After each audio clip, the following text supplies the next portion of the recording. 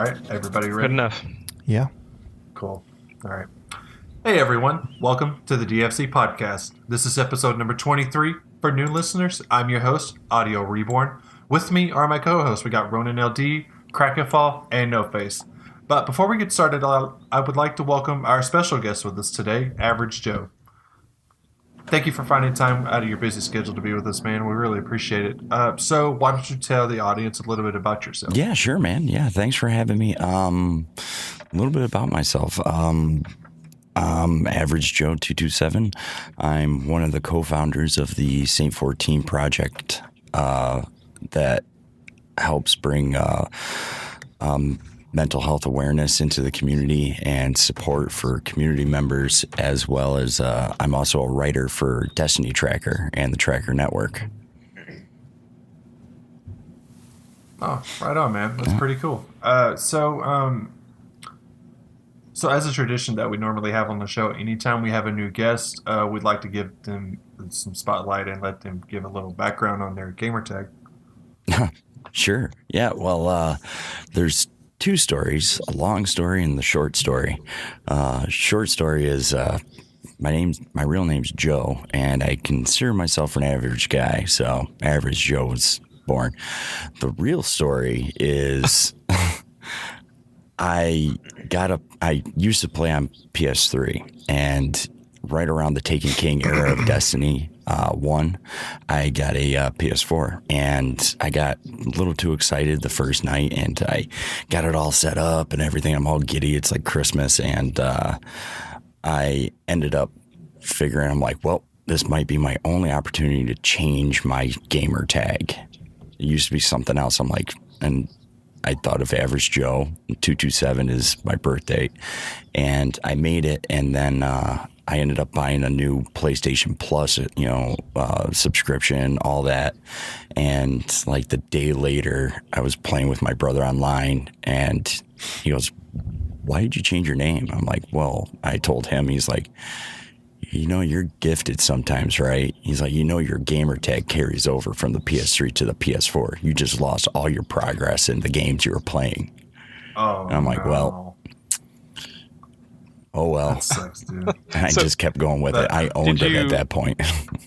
Oh, okay. So you didn't pick up your old PSN Nope. name I just and let log it. into Disney? I just let it die off. Pretended like it never happened. Because I just redid the subscription That's too. So did you grind out all the characters? Yep, I ended up re-leveling all my characters again, ran through the story and everything. This was the Taken King, so I had to go through Vanilla Destiny and then the Darkness Below and all the way back through King's Fall again. But it wasn't that bad. It was actually pretty fun. That's pretty brutal. I couldn't do that now with Destiny 2. At Destiny 2, I'd be like, well, new gamer tag is gone. I'm going back to the old one. Right. Yeah, right. So what have you guys been playing these past couple of weeks? I know it's been a while. Ronan? Well, I've been playing a game called Monster Hunter World. Shock. Gasp. Really? Although with the release of Warmind, I've been all in on Warmind. I've been playing Warmind every night. At this point, my Warlock is up to 361, and I still have the call to arms to do on him, and I'm probably going to work a little bit on my alts to get them up to level.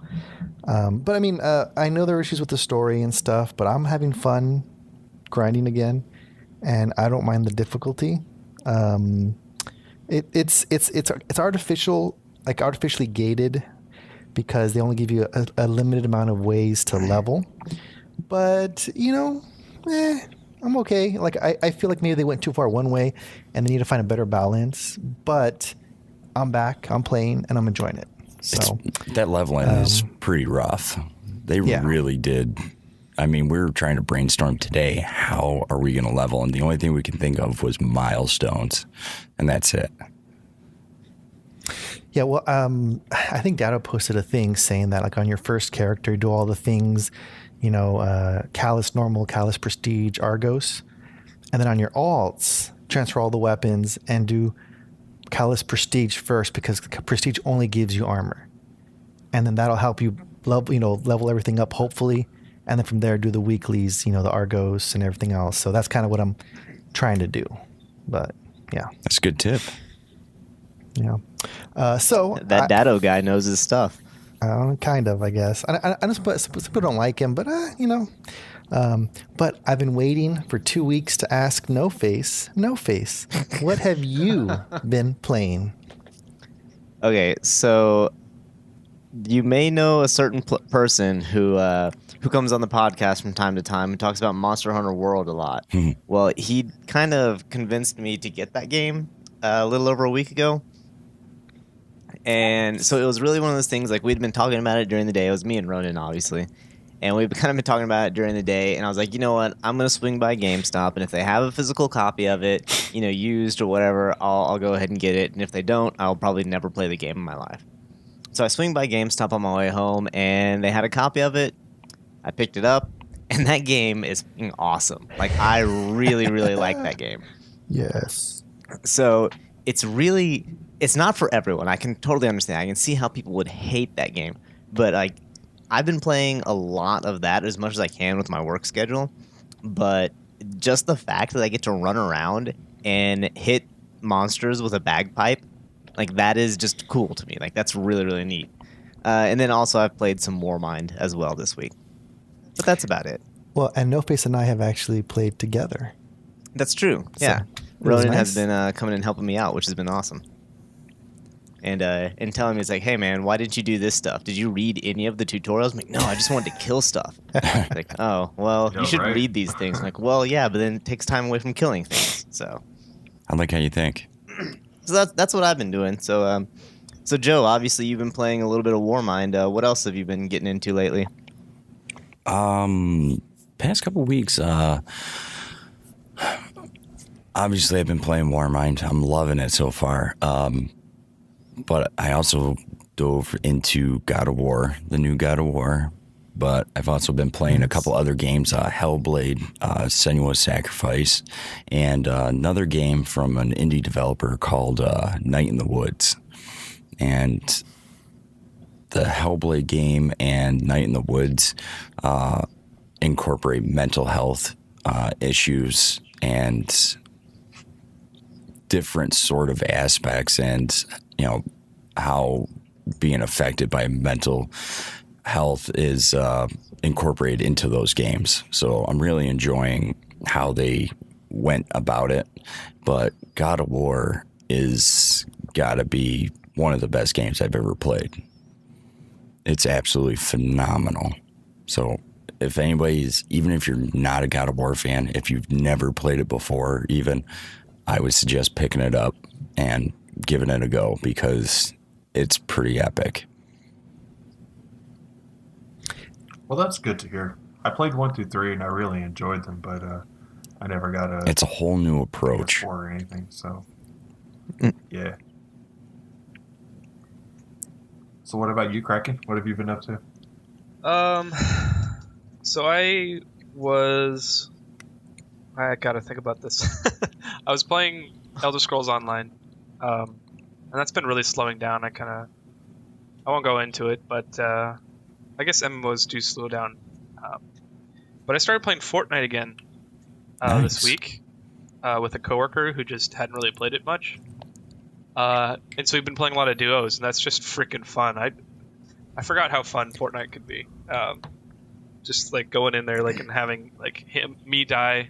Well, actually, it was really cool because I play first person shooters all the time on PC because we're playing on PC. So I'm keyboard and mouse familiar. Play Overwatch. But so I go in and I can like hit shots. I get eliminations. 2 or 3 every round or every attempt, and he was just totally not used to it. So like it was really funny the first time we got in and I died and he's like the only guy left. So I go down. There's another duo trying to shoot him, and he has this insta fort, which is an item that you throw down and it builds a fort immediately. Just like it pops up like you're planting a building. And he was like, he's like he panicked and he's like, "Holy crap!" And he's like tries to throw the Instafort down. I'm like, "You have a gun! You have a gun! Pull it out and shoot him!" And he died. But that was just like so funny. Since then, like actually today after work we were playing, and he killed 2 full duo teams without me at the same time. So like Nice. one duo team was attacking him at the same time, and he killed them both. And then again, he did it again in the same match. So like, we're just having a blast, like getting better at the game, learning how to handle firefights and stuff like that. It's a blast. So That's cool. how about man. you, Audio? Man, I'm still playing WoW.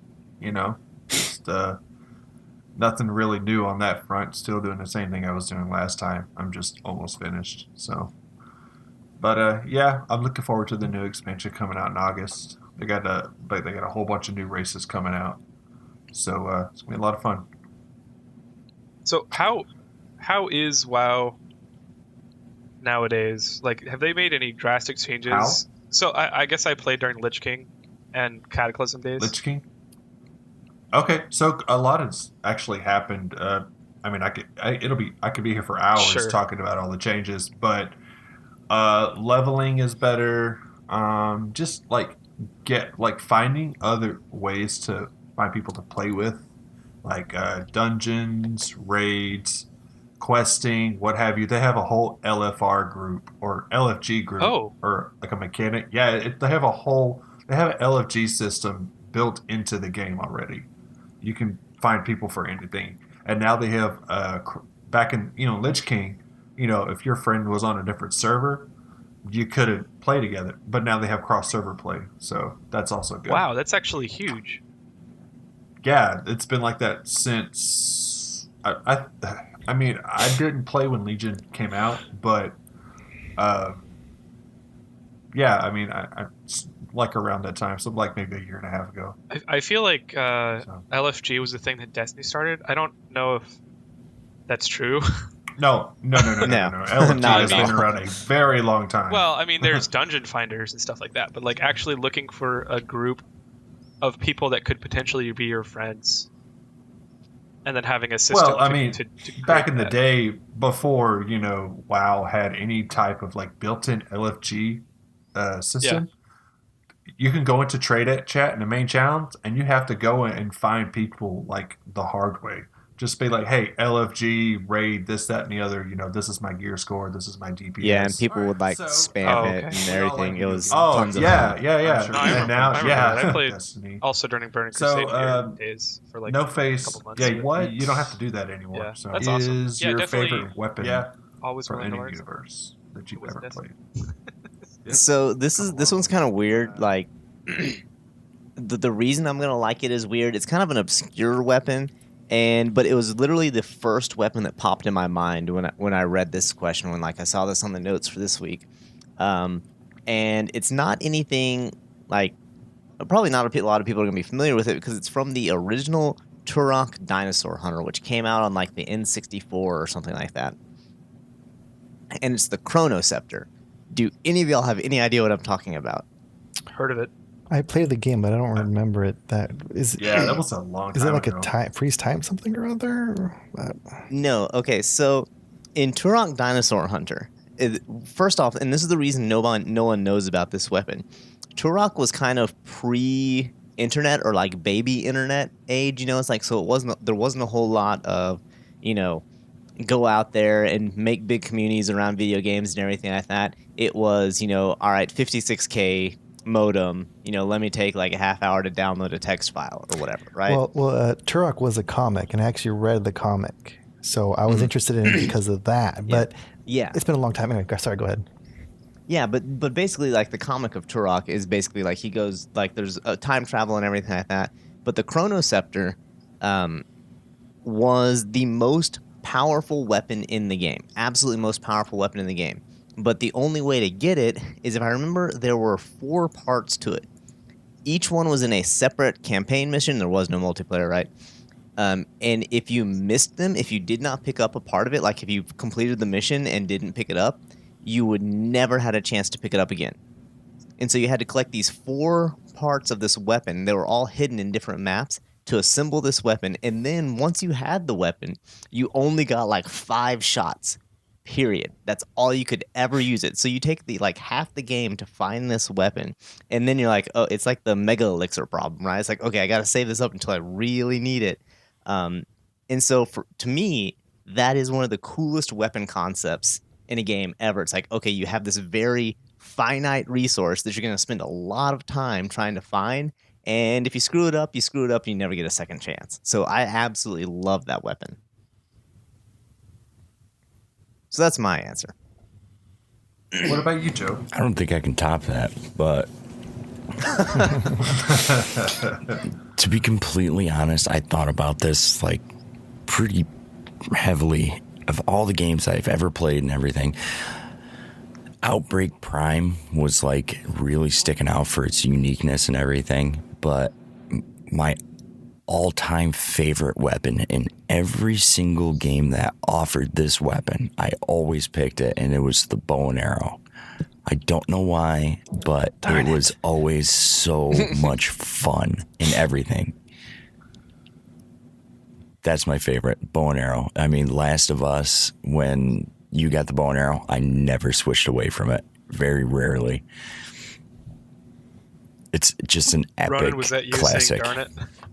That was because Average Joe, I share your sentiments exactly, but I will talk about that when I come around. So sorry. Well, I can switch it. No, it's all right. It's all right. My favorite weapon is a rock. What about you, Kraken?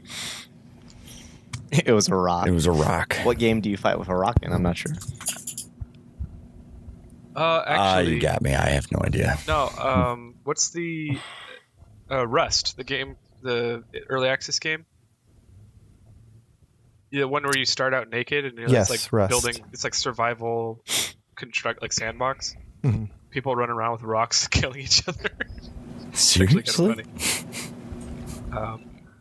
If you ever have, some time on your hands, you have no idea what you're doing, like what to do, and you're bored, go YouTube Rust.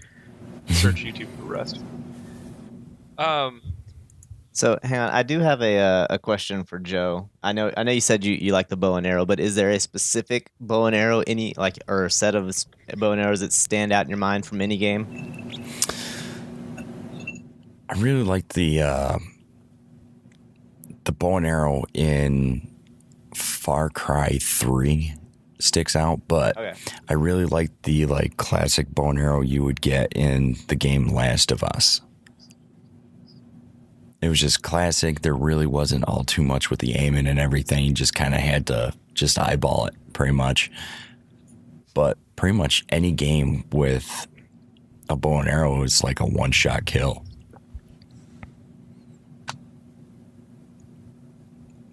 I'm curious to see what that kind of leads yours. into my answer, because I don't really have a single weapon that I've liked from any game. Like favorite weapon ever. Like every game has a weapon that I like gravitate to, and I'm saying like too much, but most of the time it's snipers or precision weapons. So like the Halo sniper rifle was my favorite weapon. Like when back in the day when we were organizing LAN parties, because it didn't have any like online matchmaking or anything, so we would. I mean, plenty of people did this, but like we'd get like 10, 15 people, and we'd be across like 6 Xboxes with the network switch. We don't let Kraken fall, or don't let Clinton, that's my real name, have the sniper rifle, because if you do, that's what was it, 8 rounds by default? I don't remember. I think it was 8 or 12, and that was 8 or 12 kills. I am not as good at snipers now. I wish that were true. Like Destiny. I do. I think in Destiny 1, I liked snipers as well, but I just was not as good at them. Destiny 1, I liked anything that killed things quickly. So that's a competitive horror there for you. They finally fixed the snipers in Destiny 2 because there were problems with the recoil or the flinch and the aiming. But apparently it's all been fixed from what I've heard. Okay. They're so much better. I used one in the campaign, and it actually felt useful. It was amazing. That's good. It's like, well, never mind. I was about to go rant about Destiny 2, and I'm going to stop myself. Yeah. And just mention some of the other guns that I liked in games, because Perfect Dark and GoldenEye back in the N64 days were really good. Perfect Dark had this remote control, first person rocket. So like when you shoot it, your perspective goes into the rocket and you like steer it into the enemy. That was my favorite for some reason. It wasn't the best one, but you could always hide in like some remote corner of the map where no one could find you, and then just like fly around the map until you could kill someone. And that was so fun. And then GoldenEye proximity mines are like, I would have to say, I mean, correct me if I'm wrong, but I would have to say GoldenEye proximity mines are the trolliest, like the most trolling weapons in any game that I've ever played. Like you just throw proximity mine here, proximity mine there. You're just walking through the map and suddenly you die. Oh, is a proximity mine. Couple that with being odd job. Well, yeah. I don't have a gun. I'm trying to hit you, but it's not working. I gotta hold this down C arrow to try and attack you. Yeah. Yeah. So if it's a semi-auto weapon that actually has a punch, or a sniper rifle, chances are I'll have that in my inventory. Like Far Cry games, whenever I play those, I always have a sniper. But that to complete the lead in to my question or my answer, like bow and arrow are almost always precision weapons, and so I almost always have those because they're usually one-hit kills, and that's my jam. Yeah, for me, I'm gonna pick something a little trolly, and it's one specific weapon in the Halo universe, and it's the Needler. I fucking love the Needler. Love that one. Just the aesthetic of it, the shape, the sound, and it's just fucking OP. The feeling as they explode and your controller rumbles. The feedback. Like, and then Halo 2 came out, and then they added dual wielding. My God. Yo, I dual wielded needlers through that whole fucking campaign. That's all I did. And then but my favorite thing is in Halo Reach. I got really heavy into the competitive part of Halo Reach, and then I would go invisible. I knew where the swords were, so I'd grab the sword, grab the needler, and I'd just run around and just shank people and hit them with the needler all day. Oh, and sticky grenades. So other than that. Okay, I'm sorry. I have to revise my answer. My answer is 100% favorite weapon in any game ever is sticky grenades. Destiny 1 sticky grenades, amazing. Halo 1, 2, and 3 sticky grenades. Double fusion grenades. Yeah. I thought your Fortnite first answer was sticky lame. grenades, Jeez, that's ridiculous. I think I could probably go through any game that has sticky grenades, and chances are that will be my favorite weapon. So I forgot about that. Thank you, Audio. It's too bad my brother's not here because he loves telling a story from the Halo 2 days with the PvP. There was one time we were playing, and I used to be pretty good at it, but there was one time I told him, "You go first, I'll be right behind you." And there was a group of them just grouped together in this part of the map. And I sent him in there, and I stuck him with a sticky grenade on his back. And he ran in there. And that grenade killed like 2 or 3 of them. And he died instantly. And he loves telling that story. Well, just don't play, PvP with Joe. He's just going to hit you with a sticky grenade and send you in there and say he's right behind you. That's pretty funny. Awesome. I've never heard anybody doing that. I can't say I've ever done that on purpose. It worked really well. That's awesome. Well, to go off of Average Joe's bow, I don't you know where I think I first really started loving the bow was Tomb Raider, the remake, just because the controls were just so great in using the bow. And it was all about precision and everything. And then Horizon Zero Dawn kind of really furthered my love for the bow because the control scheme was pretty much the same, and I loved how it was consistent. It made sense. And in that one, there was precision, but a lot of it, there was precision against humans, but then you had these giant mechanical beasts that required a lot more dodging, and you had different types of bows, different types of ammo and everything. And then now Monster Hunter, the bow in there it's a really agile, it's just a really fun weapon, high movement. So I like the bow because in a lot of the games that I've played, it is a very mobile weapon, very fun weapon. It can be an up close weapon. And as a side note too, my first Monster Hunter game, Monster Hunter Freedom Unite, on my 4-inch mobile iPhone that I played 150 hours, my weapon of choice there was the bow as well. And it was awesome. It was crap. Weapon in Monster Hunter Freedom Unite was crap, but I loved it. Anyway, I'm done. Sorry. Sorry for my completely legitimate opinion. Well, Yeah, right. I feel like sometimes I kind of rant a little bit, and I try to tone it down. Passion. We want the passion. We want the full Ronin experience. That's true. Well, the kids are not home. There's no Ronin. kids, so I can be louder. Exactly. No more whispering. So If you start foaming at the mouth, maybe pull it back. But Yeah, bro. So, hey, Average Joe, why don't you tell us a little bit about the Saint 14 project for people that don't know what it is? Yeah, for sure. The Saint 14 project, we created early last year, around February 2017. We came up with the idea. Sentinel Dad and I would do a lot of charity events and streams to help foundations and this and that by raising money and awareness at the same time. And we got to a point where we really wanted to do something more for the community and community based. So Saint 14 project is a mental health awareness group.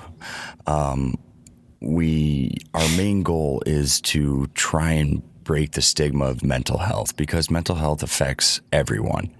Every single person is affected by it one way or another and deals with it in a different way. And we wanted to bring a group into the gaming communities and the Destiny community to make people feel more comfortable about what's bothering them and mental health in general. So we also provide support for people that could be going through something at that moment in time and need to open up, because one of the worst things about being affected by something and going through something is keeping it on the inside, because it's going to fester and it's going to get worse and worse and worse. Opening up about it and talking to somebody about it is going to relieve some of that pressure, and it's a good first step to being more accepting of it and getting a little bit better. But we're not professionals by any way, shape, or form. We're a good first step, but we also, while people are opening up, we provide people with resources to get professional assistance and help, and we will even go as far as researching around the neck of the woods of where you're from and find resources in your area to assist you further and to start traveling down that path of dealing with certain issues and just feeling better about yourself and having a better well-being and better mental state. And we have a lot of mental health professionals actually work with us now. We have some social workers and a pharmacist who anybody can ask him anytime about questions about medications and side effects and this and that. And SSJ5 Goku 28 is a psychologist, and he's really great to talk to as well. I mean, he's licensed and he's trained, but he'll also say too, as we're getting resources too, it's good to open up at first, even, if somebody's not comfortable talking to us, but talking to him. He's a trained medical professional, and we also have counselors too, and we'll get resources, and he will too for in your area to carry it a little bit further. So that's pretty much what we do, and we like to do keep a steady flow of awareness streams every couple months or so, to bring awareness to like TakeThis.org, who does a lot for the gaming community, not just for the players or the consumer side, but also the devs. They'll actually go into dev studios and help make it a more balanced area, more comfortable work environment. This month, May 19th, we're actually doing an awareness stream for StackUp.org. They have a program called the Overwatch program, where they have trained members of StackUp who will not only talk to veterans about issues and this and that, but they also talk to anybody that enters their Discord. And they are trained by Psych Armor, and they go through a rigorous training to be counselors. So I definitely recommend tuning in May 19th to learn a little bit more about them, or go and check out StackUp.org Overwatch program yourself. And we're always accessible too. We try and put ourselves out there, and day or night, if somebody's being affected or going through something, dealing with something, somebody at St. 14 Project is always there to talk to somebody. So and I think most of us are in that Discord group as well. And what I like to do, I like to hop in there every day and just kind of like see what people are talking about. I might not talk that much, but I notice a lot of people are sharing their stories, and they're getting the support that they need to help with their problem. Is there anything that really sticks out to you? Are there any stories that or that you feel comfortable sharing, or anything that significant that's happened? What I do like about the St. 14 Project Discord, it's active, but it's not very active or overly active. I mean, people aren't spamming their streams and this and that. There is daily chatter and this and that. And we also have ambassadors that work with people hands-on. And some of the people that share their stories and open up, you might not see the conversation continue much farther than a few replies back and forth, because we bring it to private DMs or a private chat to continue the conversations there. That way it's not in a public setting. I mean, everybody's not comfortable opening up with everybody, but everybody that's in there is very welcoming and supportive and understand what you are going through, because they're going through it too. As far as sharing a particular story, I try and keep everything private. That way people are more comfortable with, taking that first step and opening up. So I don't really have any stories to share particular, but there are some that really do pull at your heartstrings and everything, and you really do feel for somebody. And hearing some of these stories really pushes you to try and do as much as you possibly can to bring them the resources that they need. So, but yeah, that's being really in cool. the Discord, you can see some of the people they opened up. They opened up very personally, and we might not, like I said, we might not continue the conversation right there, but we try and keep everything very, very private, and everybody is there to help everybody. Right, and Yeah. I'm in the Saint 14 Discord as well. I'm not able to be in there as much as I would like because of work and things like that. But it is really, really interesting, not only just the amount of people in there and how welcoming it is and everything like that, but the diversity of people that are in there, and still how it remains so welcoming. It's one of the really amazing things about y'all's Discord and the community that y'all fostered, that I really think is great. Yeah, it's like So Yeah, absolutely. it's Go like the ahead. opposite Yeah, of go the ahead, Greg. typical internet. Right, yeah, it's not no one is like like Anonymous. trying to kick the noobs out or whatever. Yeah, like everyone is being very opening. It's like, oh man, this is just some kid or whatever. I don't want to talk to him. It's like, who's this old guy? Like everyone, regardless of age or anything like that, or station or anything like that, everyone is very opening and welcoming and really wants to talk to other people and help them with their problems, which is really, really cool.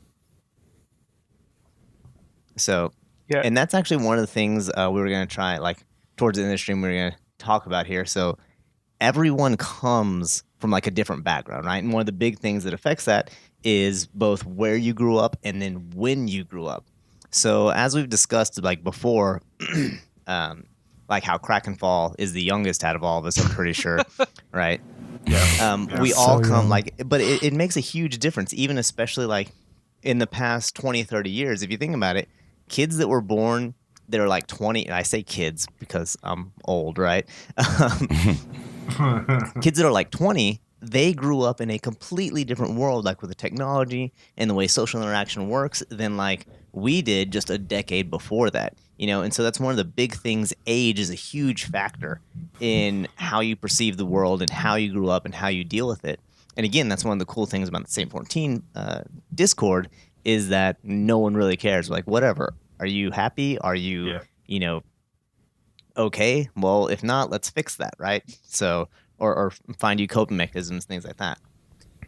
So, one of the things that we kind of want to do today is kind of just talk about the year we were born and share our ages. So, we all kind of just Googled some stuff about what we were... what happened the year we were born, and so we're actually going to have Joe lead off with what happened the year that he was born.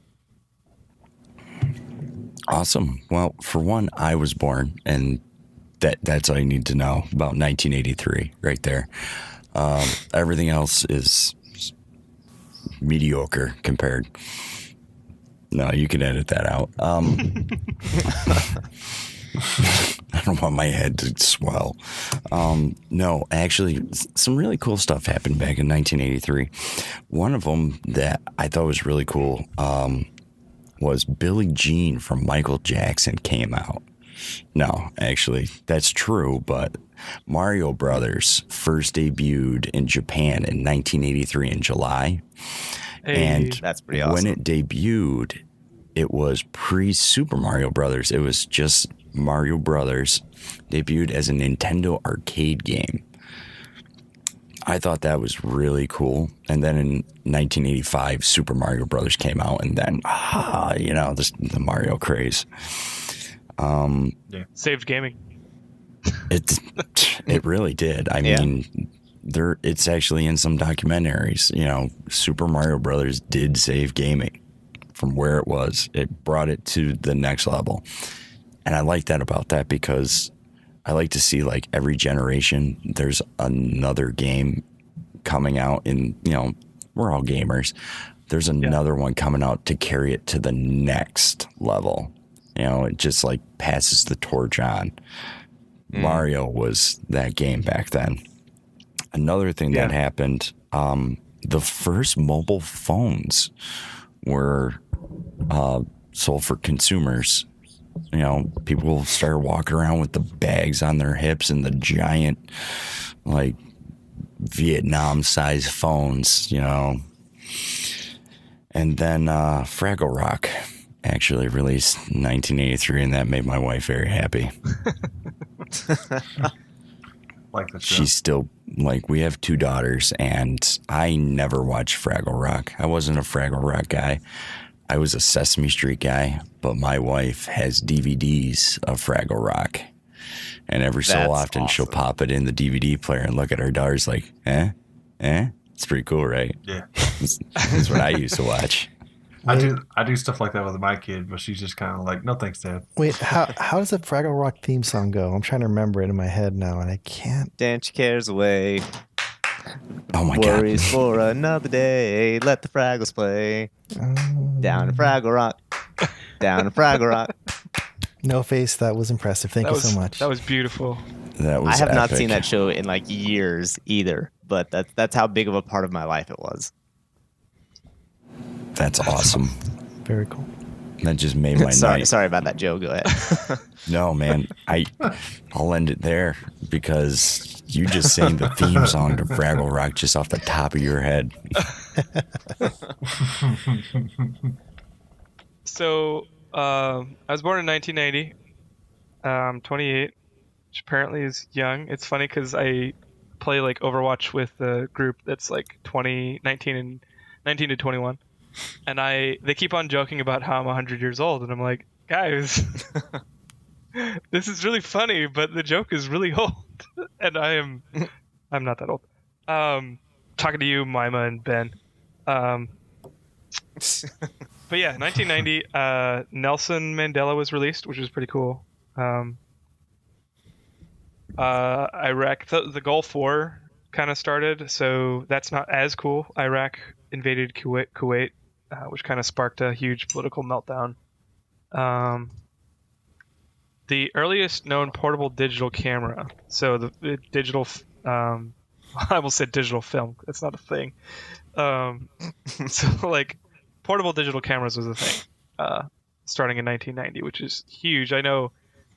Yeah, this is proving them not that old, Mima and Ben, is that I know people that were photographers and shot on film, and now it's like they're in photography heaven because of digital photography. And that started, actually, the more and more I talk, it sounds like I'm older. But moving on, Tim Berners-Lee, the father of the internet, published a formal proposal for the internet, which was pretty freaking awesome. Like, yeah.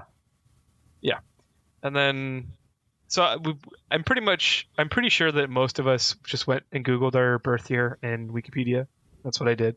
So they had births and deaths in 1990. So I share a birth year with Ryan Higa, who's a YouTuber, and Jennifer Lawrence. J-Law, nice. Yeah. Ronan. Jesus Christ, dude. And I tried to. I didn't have time. I definitely procrastinated on preparing for this, but Jim Henson died in 1990, which really sucks. Yeah. Hey, No Face, I also like J. Coe, if you know who that is. No clue. Jennifer Connelly. Okay. She's nice. I liked her. I like her a lot. But anyway. Audio. Yeah. Yeah. So I was born in 1986. So not a lot has happened in not a lot happened in 1986. But let's see. I do share a birthday with Chuck Norris, so that's pretty cool. Nice. Yeah. Let's see. I'm looking at the cost of living in 1986. Let's see. The average cost of a new house was $89,000. Wow. Yeah. A new car was about $9,000. Cost of gas, 89 cents a gallon. Dude, I remember when gas was 98 cents a gallon. Yeah. Yeah, right? I know. Jeez. Yeah, so... Oh, yeah, the Oprah Winfrey Show debuted in September of 86. It's pretty cool. But not a whole lot. Mostly space stuff. You guys went a totally What about, different direction. I went with Yeah. kind of like pop culture and this and that. You guys went with like all news and everything.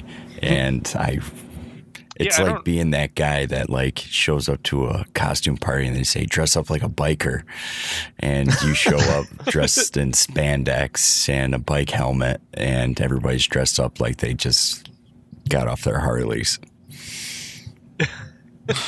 Can you name that movie where that scene was in? Nothing really happened in '86. Legally Blonde had one where she shows up as a bunny to like an office attire. It was actually Oh, Super yeah. Troopers. Yeah, I know the Super Troopers reference. Wait, I'll have to watch that again because I don't remember that. But all right. But of course, Ronan picks the one where it was like Reese Witherspoon. Reese Witherspoon, Witherspoon. Hey, Legally Blonde is a guilty pleasure. I'm sorry, but it is hilarious. It is hilarious. Actually, you could also Whatever say, you say. Audio Reborn, that the Chernobyl happened in 1986 too. I think it was 1986. Did it really? I think the Chernobyl nuclear reactor melted down in 1986. Did it really? Yeah. Pretty Sure sure. did right here. Well, I was going to say plenty happened in 1986 audio because in music there were several notable hits. Amanda from Boston, or by Boston, released in 1986, as did Danger Zone by Kenny Loggins. Did you just Google this? I did because he said that nothing happened in 1986, and I'm like, there's plenty. The Harlem Shuffle happened by Rolling Stones happened in 1986 or released in 1986. Here we go. Alf and Pee Wee's Playhouse premiere. There we go. Ooh, That's pretty big. Yes. There we go. Yeah. Nice. You know, it's funny because like I watched Pee Wee's Playhouse when I was a kid, you know, and then like as an adult, like I try to sit down and watch it with my daughter, and I watch it and I'm just like, how the fuck could I watch this? It's so creepy, and it's just, I don't know. Sometimes I wonder. Yeah. But what about you, No Face? What happened? Okay, so the year that I was born, and see if you can guess the year, we went to war with Eurasia, but it turns out we had always been at war with Eurasia.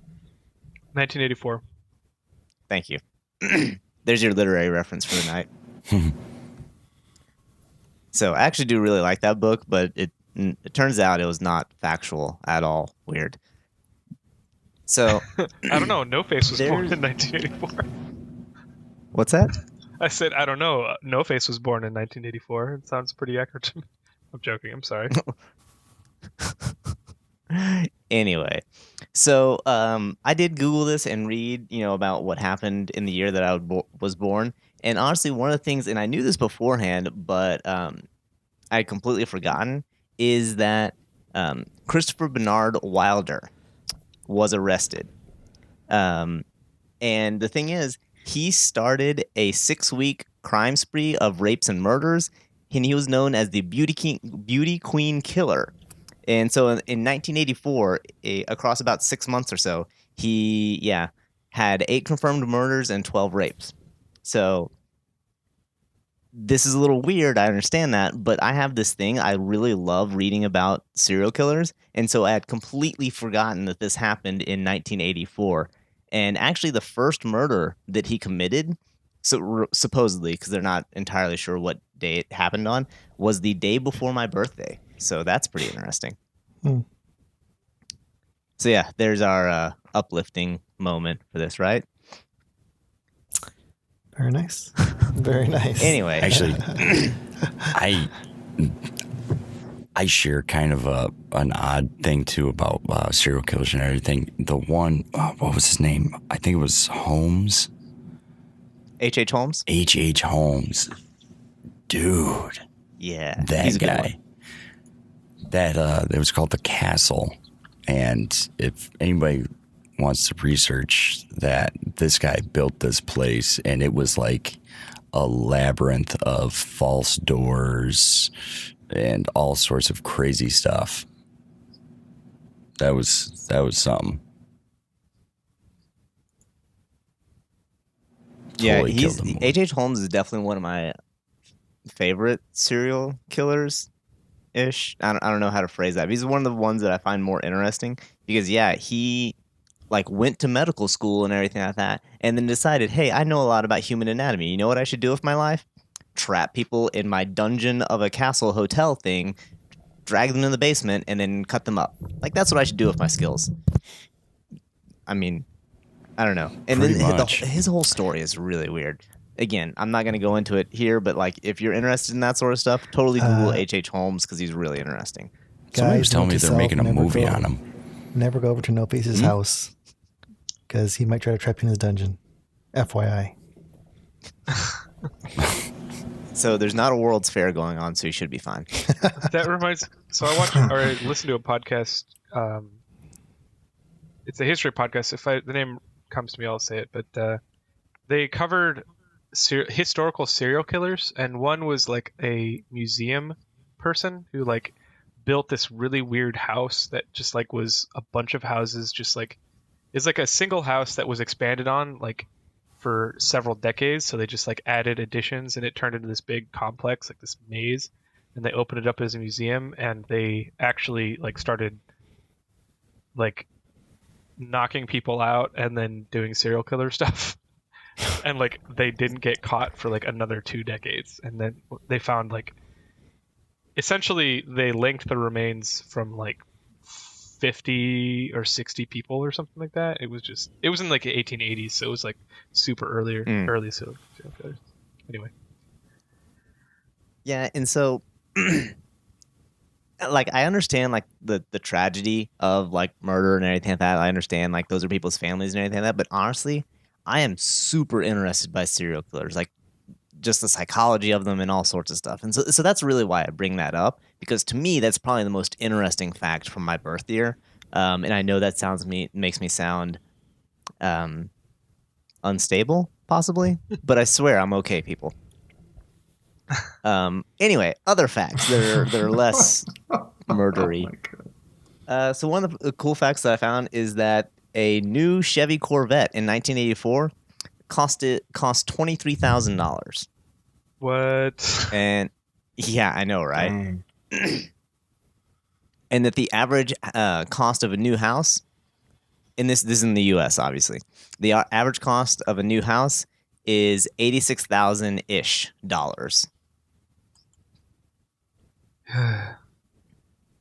Oh yeah, and my last money one was that the average income annually was $21,600. That was the average income across the United States.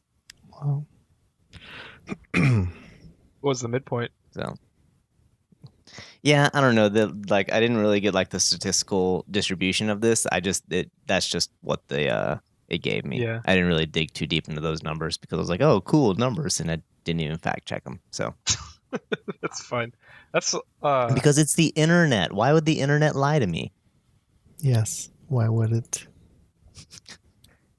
Yeah, but those were the high points in 1984 when I was born. So let's go ahead and move on to Ronan.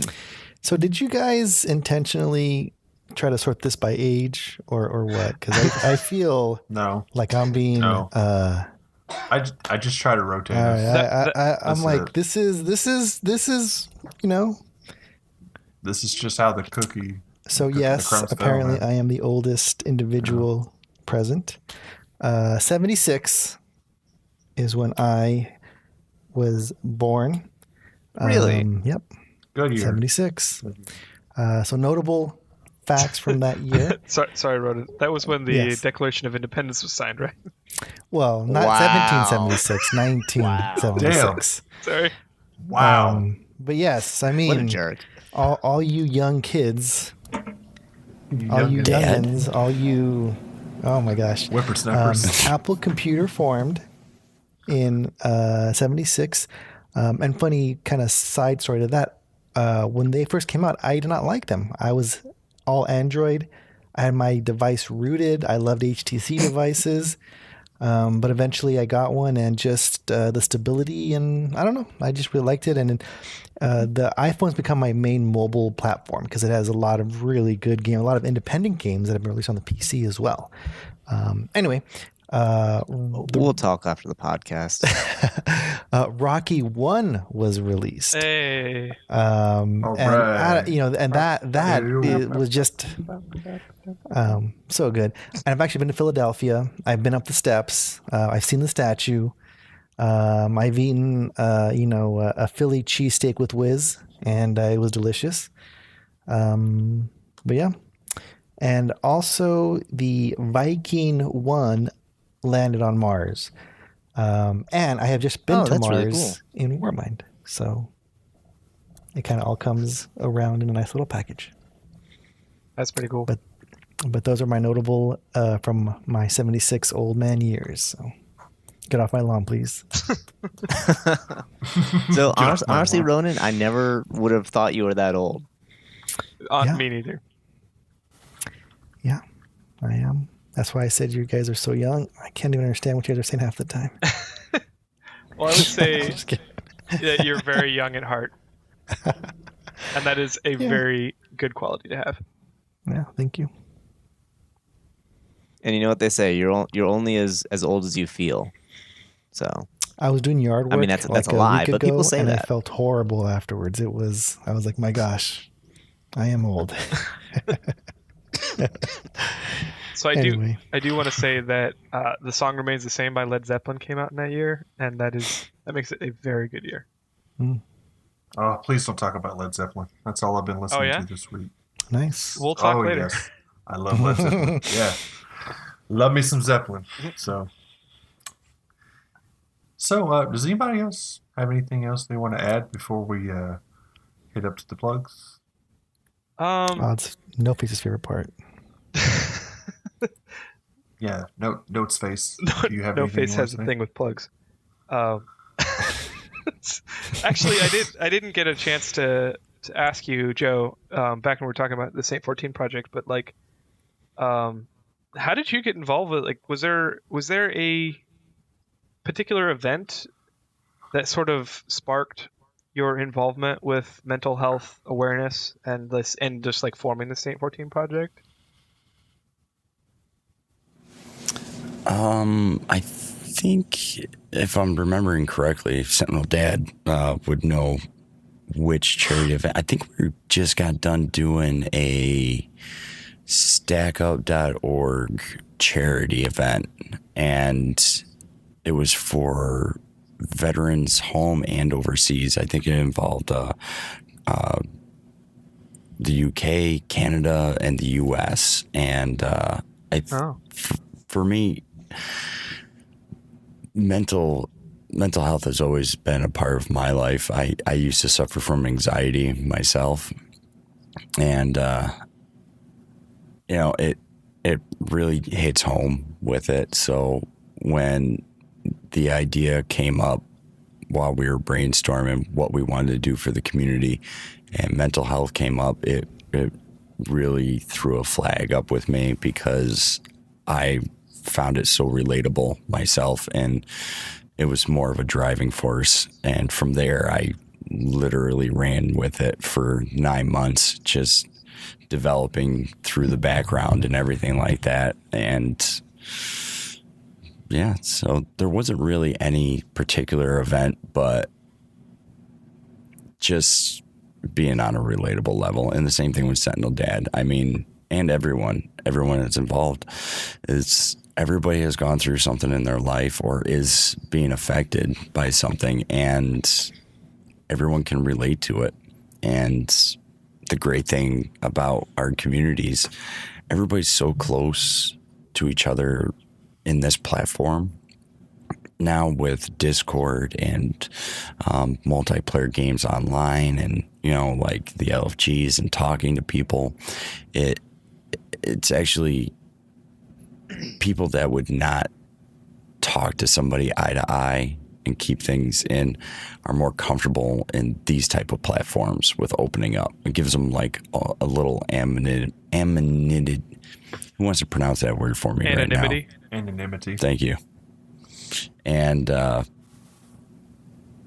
yeah, so that's about it right there. Yeah.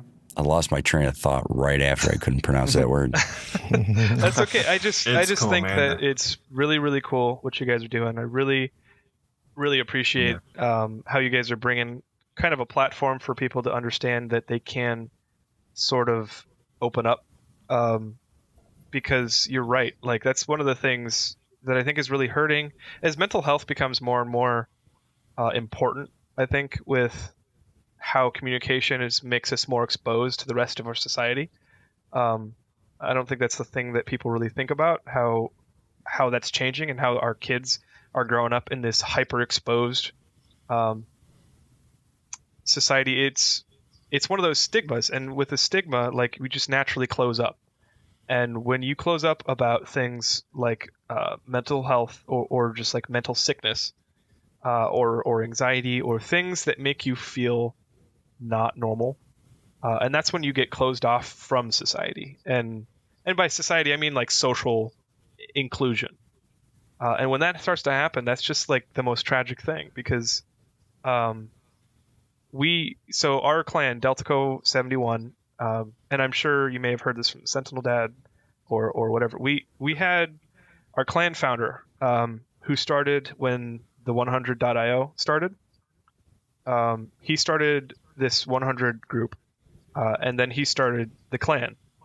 So he was the founder of this clan. We've got 100 people, the max that Bungie will allow us with Destiny 2. He passed away. He took his own life. And from what we could tell, there was this big thing. I remember when it happened.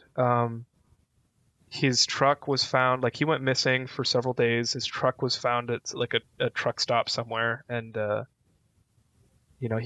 his body was found. It was just so crazy because it put just from the clan side, like, there's obviously all kinds of crazy things that go on for the family and for the friends, but for the clan, it was like, where's Tim? Has anybody heard about Tim recently? Has anybody got any messages? And like, it was a scramble. And I don't like using the word family, because family is like something really close to a person. You can't really replicate family, in my opinion. Like, we could talk about that philosophy, but I would say that communities in gaming like this, like, are sometimes pretty close to family. We fight like family. We make up like family. We spend every day together, or with a game like Destiny 1 at least. So like, when none of us knew that he was having these issues, that he was having any kind of mental battle, we couldn't. And I think that's because of the stigma.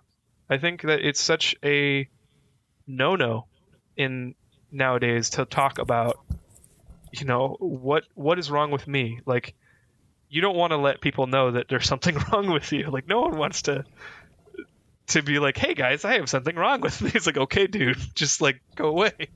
Like, that's just the natural reaction. So I really appreciate you guys, and I think I can say on behalf of the clan that we really appreciate what you guys are doing to help bring that stigma and bring it down, and help people just to like talk. Like, the first step of getting help is admitting you have a problem. That doesn't necessarily apply a lot of the time, because if you hide, you can admit to yourself you have a problem, but you can hide it from everybody. And then if you hide it, you can never get support. And support, I think, is what communities are all about. You help each other have fun. You help each other learn more about what you're doing. You learn more about each other. You learn how to act. And I think that community should also help people, stay afloat. So thank you so much for what you're doing. Well, thank you, man. Yes. Thank you. And you nailed it perfectly. I mean, the communities that, we're all part of, and, a lot of people are part of, you get very close to the people in your clans and your communities, and you can tell when somebody's not feeling right or is not right. Mark might be a little more quiet tonight. He's usually very loud and, animated and this and that. And he's kind of just going through the motions. Well, seeing stuff like that and being able to pick that out, you can even bring it to a private forum and ask them. Don't ever be afraid to ask somebody if they're all right, and don't force anybody to talk and open up to you, but at least put it out there and go, hey Ronan, hey, I noticed you're kind of quiet tonight. You all right? Is anything bothering you? And a lot of people will keep closed up because that stigma. They're like, no. I'm all right, man. I'm just going through some stuff. I'm fine. It's all right. Just be there to support them and just let them know, all right, man. Well, if you ever want to talk about it, or if you ever need somebody to talk to, I'm always here, man. I love you to death. And, if you ever need to talk, I'm anytime. And usually saying that, it will sit with somebody and they'll think about it. And then might not be today, tomorrow, a month from now, they might actually open up to you and feel comfortable at that point to say, you know what, this has been going on and this is what's been causing it and everything. And that's the first step right there, and you can work together as a community and support each other and to get the help or the support, each person needs to bring them back into like a social setting and, might not even be affecting social interactions or anything, or social anxiety. Could be depression, could be bipolar, could be a million different things, but just talking is so impactful to everyone that it's nice to just have somebody there to talk to and you don't feel closed up. You're not locking your doors to everybody, shutting everybody out and just locking down. And I mean, we're so glad to have you guys a part in helping us with the awareness events that we do and everything. I mean, you guys were there supporting us in February for the takethis.org. And if you guys were hanging around the chats, people were opening up in the Twitch chats right there. We had a couple of our mental health professionals talking with people, going into, private discussions. We were as the stream was going on, we were digging up resources for different parts of the country to, give people so they can take the next step. And without having a community like this, St. 14 Project would never be around, having that bond that, essentially, was created by, Destiny, more or less. Destiny was an introduction to so many people into this sort of setting that it's just really nice to be able to offer something to everyone in the community for support. I mean, we all do our best to help others with charity events and doing fund drives, and we don't push for donations. We just want to be there to help support everybody, and we want everybody to be able to support each other. So if we can get rid of the salt, essentially, and we laugh be able because, to talk to everybody. I was like the saltiest person in the clan. There's I will one have to in every disagree. clan. I mean, there's so many. It's just a part of gaming right there. But Yeah. being able to talk is a huge thing too. So Yeah, I mean, it's about time that we have something like this to really just break the stigma of mental health, because people that are don't really know a whole lot about it. It's like, oh, well, I'm depressed. Oh, you'll get over it, and then it happens again. But that's just something that sticks with people. It doesn't just go Right. away. Like, just it's be always happy. there. Just Yeah, just don't think about it. and some days are going to be harder than worse, and it's really great to have something like that to break that stigma, but it also shows what the gaming community is, or just like a small part of the gaming community that's really good. And it also breaks that stigma of gaming as well. I mean, I'm not trying to go into another rant, but uh, I think it's just really good for gaming community and that as well. Yeah, I mean, as much as nobody wants to admit it, but it's very emotional. A lot of these things that people are affected by, it's very easy to brush off and say, just don't be sad. Think of puppies and unicorns, or do this or that. Some cat videos. Yeah, cat videos. Go YouTube some cat and puppy videos. But it's very emotional for people to try and open up. And it's very emotional to hear some people's stories of what they've been dealing with. And it's really a driving force to do everything we possibly can to try and get the proper professional help for somebody, or at least the information for everyone to possibly research it themselves. So for anybody that's listening and they want to be a part of this, where can they find the Discord or your Twitter? It's real easy. I mean, the Same 14 Project Twitter is just like that. Same 14 Project on Twitter.com. Our link for our Discord, and our Discord is active. It's not quiet, but it's there for support. You can find resources. You can find great write-ups and articles for fact-finding and for support. And that link is attached to our Twitter page, and it'll never expire. It's a forever link, so you can come to it anytime you want. And if that's not your cup of tea and you like writing emails, we have an email at same14project@gmail.com, and you can email us anytime, and that will come to us, and we will put that right into the hands of one of the mental health professionals or counselors working with us. Yeah, and just after the show, I'll get the link, and we'll probably post it on YouTube as well. So, Yeah. So, where can everybody find you, Joe? Me? I'm on Twitter too. You can find me at AvgJoe227 on Twitter, and that's AvgJoe because a lot of people like to spell out the word average in its entirety. And I hear it at least once a week. Like, I've tried looking you up on Twitter. It's not there. It's like, how you spelling it? So it's AvgJoe227. When's the next stream?